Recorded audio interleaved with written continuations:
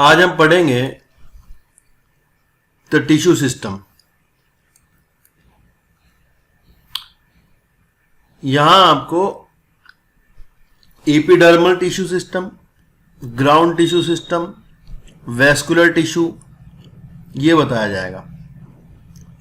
Epidermal मतलब जो बाहर से कवर करता है वो, अंदर का जो पूरा एरिया होता है उस एरिया में कौन से टिश्यू फंसे रहते हैं वो, और कंडक्टिंग टिश्यूज कहाँ रहते हैं, कैसे बंडल फॉर्म करते हैं, ये इसमें आएगा आगे। तो चलो देखते हैं। लिखा है कि we were discussing types of tissue based on the type of cell present. Let us now consider how tissue vary depending on their location in their plant body. Their structure and function would also be dependent on the location. On the basis of their structure, location, and there are three types of tissue system. These are the epidermal. पहला आपका epidermal tissue system है, दूसरा आपका ground और तीसरा आपका fundamental tissue system। इसी को कहते हैं। यही सवाल है, सवाल आएगा fundamental tissue system क्या है, तो बच्चों को केवल ground tissue system याद आएगा, फंडामेंटल नहीं याद आता। एंड द वेस्कुलर और कंडक्टिंग टिश्यू सिस्टम। तो तीन चीजें पढ़ेंगे, एपिडर्मल और फंडामेंटल और या ग्राउंड या फिर वेस्कुलर। तो शुरू करते हैं एपिडर्मल टिश्यू सिस्टम से।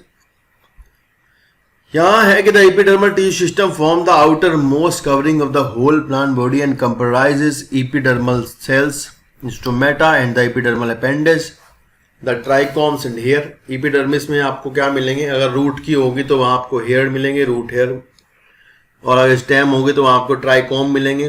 Trichome are also type of hair but they are multicellular hairs. The epidermis is the outermost layer of the primary plant body. Epidermis जो है वो प्राइमरी प्लांट बॉडी की सबसे बाहर की लेयर होती है।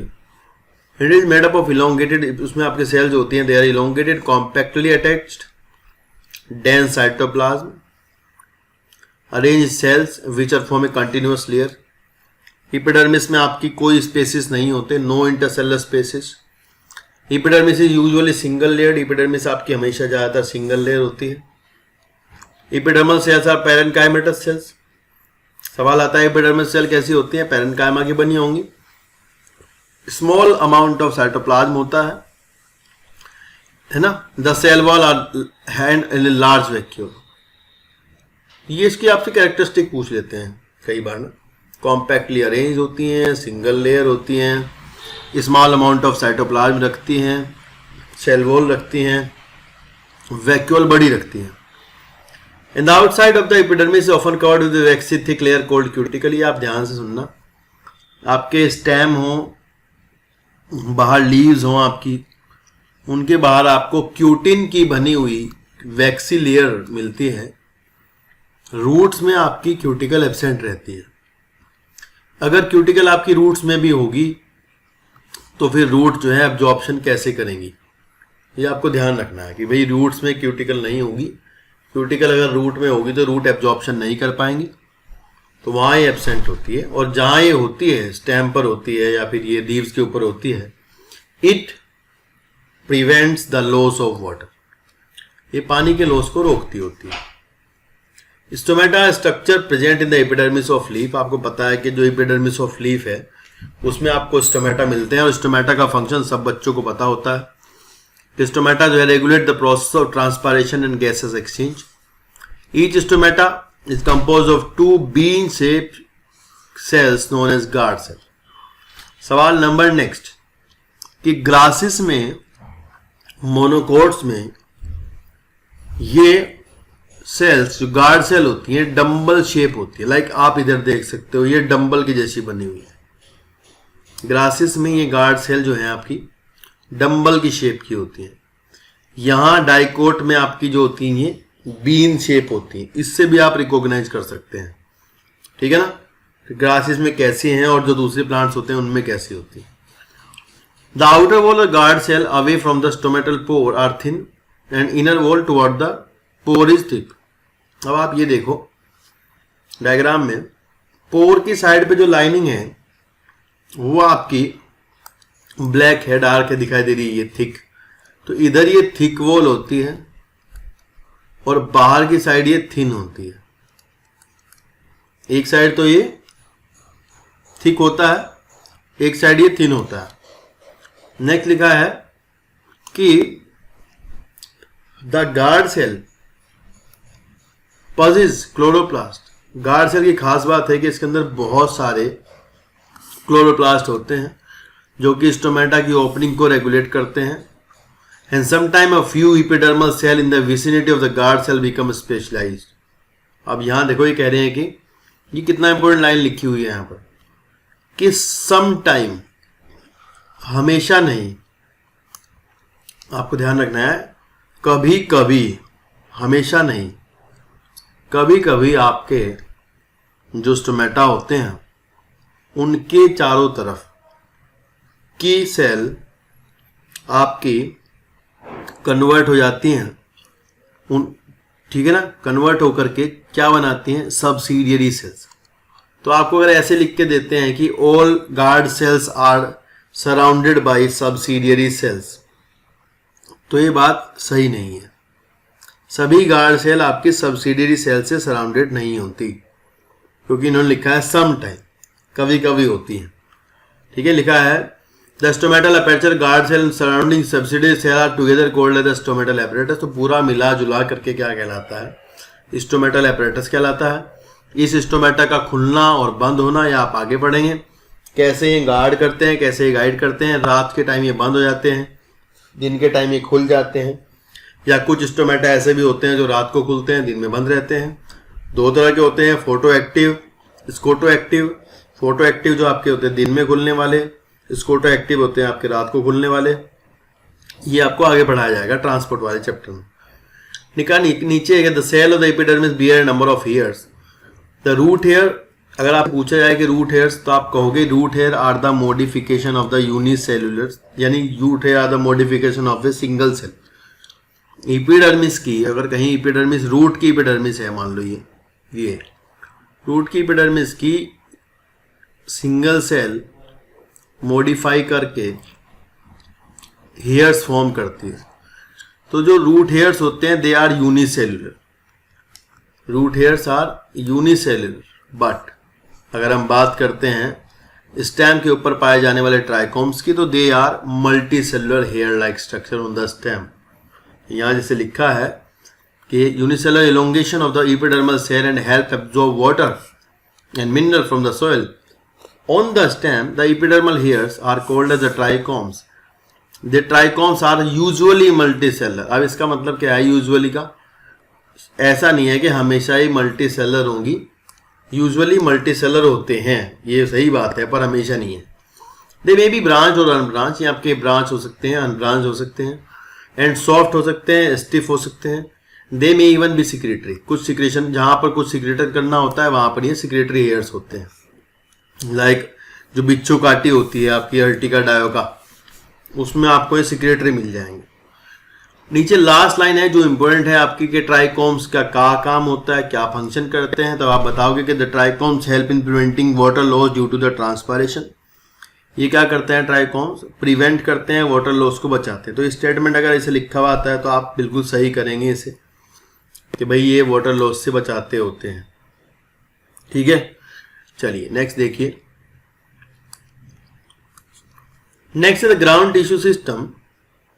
ग्राउंड टिश्यू सिस्टम को जानने से पहले एक बात समझ लीजिए। अगर हम नॉर्मली आपको बताते हैं कि किसी में मतलब कोई प्लांट है, तो अगर स्टेम की बात करते हैं तो बाहर एपिडर्मिस है, एपिडर्मिस के अंदर अगर हम इसको गोल राउंड शेप कर लेते हैं, सपोज करो ऐसा ऐसा है, ये मान लो हमने एक सेक्शन देख लिया, काट लिया, तो इसमें यहाँ सेंटर पे इसका स्टीलर सिस्टम होता है। स्टीलर सिस्टम में जो ये वेस्कुलर बंडल होंगे आपके, यहाँ वेस्कुलर बंडल के अंदर जाइलम फ्लोएम होगी, ठीक है ना, और बाहर क्या है, ये एपिडर्मिस है। एपिडर्मिस को और वेस्कुलर बंडल को छोड़ दें तो these are the vascular bundle. अगर एपिडर्मिस को और वेस्कुलर बंडल को छोड़ दें तो जो सब कुछ है, जो बाकी चीजें हैं, मिला जुला करके सारा टिश्यू आपका क्या कहलाता है, ग्राउंड टिश्यू सिस्टम कहलाता है। पहली लाइन से आपको सवाल ये मिलेगा कि all tissue except epidermis and vascular bundle constitute the ground tissue. ये लाइन आपको ध्यान रखनी है कि ऑल टिश्यू एक्सेप्ट एपिडर्मिस और वेस्कुलर बंडल क्या है, ग्राउंड टिश्यू कहलाते हैं। It consist of simple tissue such as parenchyma, collenchyma and sclerenchyma. Parenchymatous cells are usually present in cortex. जो आपका बाहर का एरिया होगा कोर्टेक्स, उसकी सेल हमेशा कैसी होती हैं, पैरेन्काइमेटस होती है। पेरिसाइकल आपका जो होता है वो पैरेन्काइमेटस होता है। कभी कभी स्क्लेरेन्काइमा का हो जाता है, लेकिन आप जाने कि यूजुअली वर्ड लिखा है, यूजुअली ये आपका पैरेन्काइमा ही है। कभी कभी वो सब आते अलग हैं कि कभी कभी कैसा हो जाए, ज्यादातर ये पैरेन्काइमा ही होता है। ठीक है। और पित्त आपका कैसा होगा, पैरेन्काइमा। पित्त आपका कहाँ होता है, टूवर्ड द सेंटर, बिल्कुल सेंटर पे जो होता है दैट इज पित्त, उसे कहते हैं पित्त। इसके बाहर जो ये लेयर है इसको कहते हैं पेरिसाइकल। वेस्कुलर बंडल के जस्ट आउटसाइड क्या होता है, पेरिसाइकल होता है। ठीक है। बाहर ये क्या होता है, कोर्टेक्स होता है, और ये बाहर क्या है, एपिडर्मिस होती है। ठीक है। नेक्स्ट है in the primary stem and roots, मतलब ये लिखा है कि ये जो आपका है पैरेन्काइमेटस होता है, कोर्टेक्स, पेरिसाइकल, पित्त और medullary rays in the primary stem and root. Primary stems में और रूट्स में ये आपका कैसा होता है, पैरेन्काइमा। ठीक है ना, ये ध्यान रखना है, इंपॉर्टेंट लिखा है parenchyma. And in the leaves, अगर आप लीव्स की बात करें तो ग्राउंड टिश्यू जो होगा लीव्स के नाम पर, अगर हम, ये तो हो गया हमारी इसकी बात स्टेम की या फिर रूट की। लेकिन अगर हम बात करते हैं लीव्स की, तो लीव्स के अंदर जो पत्तियों के अंदर जो टिश्यू भरा रहता है जिसको कहा जाता है मीजोफिल टिश्यू, ठीक है ना, वो वहाँ आपका वहाँ पर जो ग्राउंड टिश्यू होता है वो कहलाता है mesophyll tissue. Thin walled cell होते हैं, उनमें क्या होते हैं, क्लोरोप्लास्ट कंटेन होते हैं। दो तरह का हो सकता है, इस पैरेन्काइमेटस होती हैं, ये भी सेल आप ध्यान रखना ये कैसी होती हैं, लीफ के अंदर भी पैरेन्काइमा होती है। और इसमें आप क्या देखोगे कि लिखा होएगा कि दो तरह का होगा, एक तो पैलिसेड पैरेन्काइमा, लंबी लंबी सेल्स होंगी खंबे के जैसी, और एक आपका होगा स्पॉन्जी पैरेन्काइमा। ठीक है ना, एक आपका होगा पैलिसेड पैरेन्काइमा, दूसरा आपका होगा स्पॉन्जी पैरेन्काइमा। तो ये आगे आएंगे आपका, अभी चलते हैं आगे। क्या बताया था, vascular tissue system. Vascular tissue system जो आपका है, इसमें आप पढ़ोगे जाइलम और फ्लोएम का अरेंजमेंट, कैसे जाइलम और फ्लोएम अरेंज होती हैं, ये हम जानेंगे यहाँ पर। देखिए, दो तरह के आपके वेस्कुलर बंडल मिलते हैं। एक तो आपके मिलते हैं ऐसे, जैसा ये आपको दिखाई दे रहे हैं दोनों डायग्राम, ठीक है, ये नीचे वाला और ऊपर वाला। यहां आप क्या देख रहे हैं, ऊपर जाइलम आपकी अलग पोजीशन पर प्रेजेंट है, फ्लोएम आपकी अलग पोजीशन पर प्रेजेंट है। जाइलम और फ्लोएम दोनों अलग अलग पोजीशन पर है, या हम कह सकते हैं they are present on different radius. अगर हम कहें ये इसकी रेडियस है, ये इसकी एक और रेडियस है, ये इसकी एक और रेडियस है, तो हम देख रहे हैं कि हमारा जो जाइलम और फ्लोएम है they are present on different radius, अलग अलग रेडियस पर प्रेजेंट है। तो इस तरह का अगर जाइलम और फ्लोएम का अरेंजमेंट होगा तो उसको हम क्या कहते हैं, रेडियल वेस्कुलर बंडल। क्या कहते हैं, रेडियल वेस्कुलर बंडल। आपको नाम से ही ध्यान रखना है, रेडियल वेस्कुलर बंडल यानी आर मतलब रूट। रेडियल वेस्कुलर बंडल होना रूट की कैरेक्टरिस्टिक फीचर है। रेडियल वेस्कुलर बंडल आपके रूट में मिलते हैं, ये आप बात ध्यान रखेंगे। ठीक है। और अगर हम बात करें नीचे वालों की, they are conjoint vascular bundle. Conjoint आपके कैसे होते हैं, जिनमें जाइलम और फ्लोएम आपका एक ही बंडल में रहता है, एक ही जगह पर रहता है, वे आपके कॉन्जॉइंट कहलाते हैं। ठीक है। तो अभी देखते हैं इधर क्या होता है। यहाँ लिखा है कि the vascular system consist of complex tissues, the phloem and the xylem and phloem together constitute vascular bundles. In dicotyledons stems, cambium is present between phloem and xylem. Dicot में कैम्बियम होती है प्रेजेंट जाइलम और phloem के बीच में, क्योंकि देखो आपको जैसे पता है कि कैम्बियम जो होता है वो आपका सेकेंडरी मेरिस्टेमेटिक टिश्यू होता है, और कैम्बियम आपका प्लांट को मोटाई में बढ़ाने में काम आता है, चौड़ाई में बढ़ाने में काम आता है। और आपने देखा होगा कि जो आपके डाइकोट प्लांट होते हैं, जो ट्रीज होते हैं बड़े बड़े भी देखे होंगे वो, या फिर छोटे भी डाइकोट्स होते हैं। मोनोकोट आपके मतलब ग्रासिस होते हैं जिनके सीड्स में एक ही कोटिलिडन होता है, और डाइकोट्स के जो होते हैं उनमें सीड में दो दो कोटिलिडन होते हैं। सीड की कोटिलिडनरी लीव्स होती हैं, ठीक है ना। तो भाई आपको डाइकोट का प्लांट मोटा मिलेगा क्योंकि उसके अंदर, उसके वेस्कुलर बंडल के अंदर कैम्बियम मिलती है, और कैम्बियम का काम होता है कि कैम्बियम प्लांट को चौड़ाई में बढ़ाती है, लिटरली बढ़ाती है, चौड़ा करती है, ठीक है। तो यहां इसलिए लिखा है कि डाइकोट के वेस्कुलर बंडल के बीच में, फ्लोएम और जाइलम के बीच में क्या मिलेगा, कैम्बियम मिलेगा, ठीक है। Such vascular bundle because of the presence of the cambium possess the ability to form the secondary xylem or phloem tissue।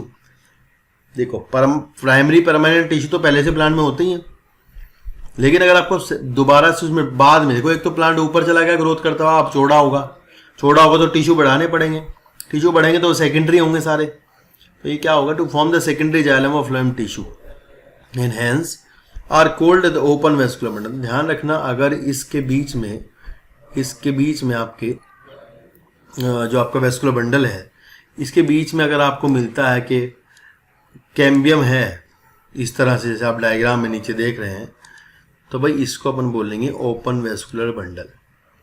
क्योंकि इस तरह के वेस्कुलर बंडल, पहली बात तो आप ध्यान रखेंगे कि ये कॉन्जॉइंट है। कॉन्जॉइंट क्यों है, जाइलम फ्लोएम एक ही जगह है। दूसरी बात है, कॉन्जॉइंट में अगर कैम्बियम नहीं है तो कंडीशन कही जाएगी क्लोज, अगर कैम्बियम है तो वेस्कुलर बंडल आपका होगा ओपन। दो तरह का होगा, एक क्लोज और एक ओपन, ठीक है, एक क्लोज और एक ओपन। क्लोज आपका कहाँ होगा, मोनोकोट में होगा, मोनोकोट स्टेम में। पहली बात तो आप ध्यान रखें कि कॉन्जॉइंट बंडल ही जो है होता ही है मोनोकोट में ही, डाइकोट में, सॉरी स्टेम में ही, और रेडियल होते हैं रूट में। तो स्टेम में आपका डाइकोट स्टेम होगा तो कैम्बियम वाला होगा, मोनोकोट स्टेम होगा तो बिना कैम्बियम वाला होगा क्लोज, ठीक है। ये सेकेंडरी ग्रोथ नहीं करते, इसलिए यहां लिखा है कि in the monocotyledon the vascular bundle have no cambium present in them. Monocot में वेस्कुलर बंडल के अंदर कैम्बियम प्रेजेंट नहीं होती, इसलिए जो है वो सेकेंडरी ग्रोथ नहीं करते, उनको हम क्लोज वेस्कुलर बंडल कहते हैं। When xylem and phloem within a vascular bundle are arranged in the alternate manner, when xylem or phloem within a vascular bundle are arranged in a alternate manner, जब वो alternate manner में arrange होते हैं, वो मैंने आपको जैसे ऊपर बताया, जाइलम अलग फ्लोएम अलग, जाइलम अलग फ्लोएम अलग, तो ऐसी कंडीशन आपकी क्या कहलाती है, रेडियल वेस्कुलर बंडल, और they are present in the roots. Radial vascular bundle किसकी फीचर हुई, रूट की फीचर हुई। In conjoint type of vascular bundle, the xylem and phloem are jointly situated along the same radius। अगर दोनों जब होंगे तो एक ही रेडियस पर होंगे। लाइक अगर मान लो ये स्टेम की कटिंग है आपकी, सेंटर से मैं देख रहा हूँ, तो इसका स्टीलर पार्ट है, तो इसमें आपको वेस्कुलर बंडल ऐसे मिलेंगे, पूरा बंडल एक ही जगह होगा इस तरह से। तो एक ही रेडियस पर जाइलम, उसी रेडियस पर फ्लोएम होगी। तो इस तरह के वेस्कुलर बंडल आपके कॉन्जॉइंट वेस्कुलर बंडल कहलाते हैं, ठीक है। नेक्स्ट है, such vascular bundle are common in stem and leave. Stem और लीव्स में आपको जो देखने को मिलते हैं, यार आप वो कैसे होंगे, आपके कॉन्जॉइंट होंगे और कोलेट्रल होंगे। कोलेट्रल का मतलब है फ्लोएम बाहर की तरफ होती है, जाइलम अंदर की तरफ होती है, सेंटर की तरफ, तो ये कोलेट्रल कहलाता है। The conjoint vascular bundle usually have the phloem located on the outer side of the xylem. Conjoint vascular bundle में यूजुअली फ्लोएम जो है वो आउटसाइड द जाइलम होती है, इस बात को हम कहते हैं कोलेट्रल, ठीक है। अगर दोनों तरफ फ्लोएम हो, कैम जाइलम बीच में हो जाए, तो फिर बोलते हैं बाई कोलेट्रल, ठीक है। तो ये थे तुम्हारा वेस्कुलर टिश्यूज की बात, वेस्कुलर बंडल की बात या वेस्कुलर टिश्यूज की बात। तो आज तुम इतना ही करो, यहां तक का करिएगा। नेक्स्ट जो आपकी क्लास होगी उसमें हम शुरू करेंगे ये डाइकोटिलिडन रूट और ये हम जो चारों चीज़ों को नेक्स्ट क्लास में कवर करेंगे, dicot root, monocot root, dicot stem, monocot stem, ठीक है। उसमें आप जान जाओगे कि किस किस तरह से कौन सा टिश्यू किस पोजीशन पर अरेंज होता है, कहाँ अरेंज होता है। आज इतना ही करते हैं, ठीक है। तो इतना ही करते हैं फिर आज, है ना। नेक्स्ट क्लास में अच्छे से इसको आप अच्छे से पीछे से पढ़ लेना तब तक, तभी आपको अगले समझ में आएगा आगे क्या हुआ है, ठीक है। चलिए ठीक है, ओके, थैंक यू। आज की वीडियो में दोस्तों इतना ही। आगे की वीडियो देखने के लिए चैनल को सब्सक्राइब कर दीजिएगा और ये घंटी वाला बटन दबा दीजिएगा ताकि आपको नोटिफिकेशन मिलते रहें। Thank you so much.